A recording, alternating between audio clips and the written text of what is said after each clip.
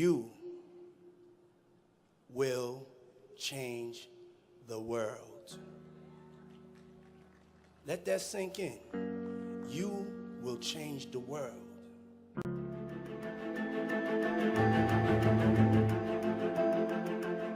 One of the reasons I really wanted to write Real Revision was because I think kids have a real misconception about authors and the amount of perhaps innate writing talent that we have. My books, my first drafts, are not pretty.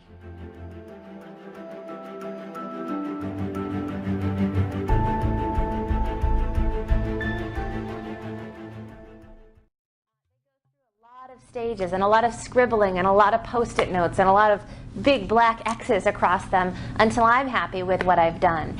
And I think that's really important for kids to know. I remember growing up thinking, wow, Beverly Cleary and Judy Blume are such good writers, I could never write like that. And I couldn't the first time, and I still can't the first time.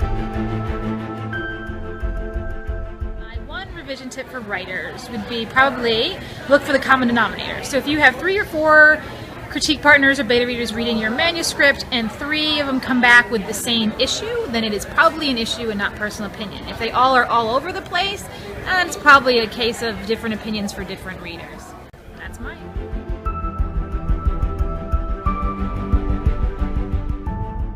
And that, I think, is the thing that takes every level, is that ability to go back and see it again. Because every single one of you have greatness inside of you.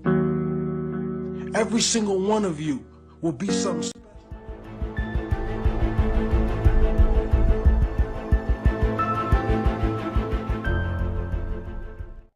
Writer, but I'm a really good reviser. There is nothing as powerful as a changed mind. I'll tell you a secret about revision and feeling like I've got it right. I have one copy of The Brilliant Fall of Gianna Z that I read from if I do a bookstore signing or an event. And if you were to sneak up behind me and pick up that copy, that finished copy of the final draft, you would see pencil marks in it where I have revised the final draft. And when I read it, I read the new version because you're always seeing things.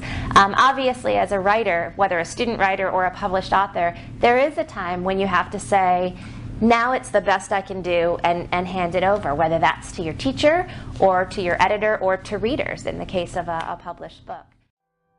You are attracted to greatness because greatness is all in you.